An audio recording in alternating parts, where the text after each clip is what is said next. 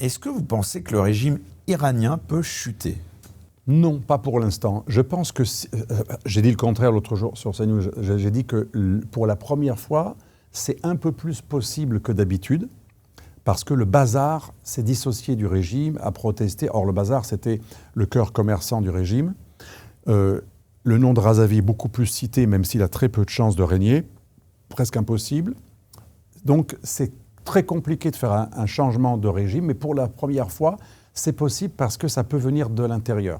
Le changement de régime en Iran ne peut advenir que si les manifestants continuent à manifester de plus en plus, le régime frappe de plus en plus, ça crée de plus en plus de martyrs, ça crée de plus en plus de cœurs hostiles au régime et ça crée de plus en plus ce qu'on appelle la baisse de la loyauté. C'est la technique, vous savez, de Gene Sharp.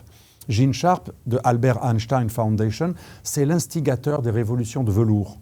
Otpor en Serbie, Khmara et autres, en Géorgie, en Ukraine, toutes les fameuses révolutions de velours, avec, vous savez, le point levé et l'association Canvas.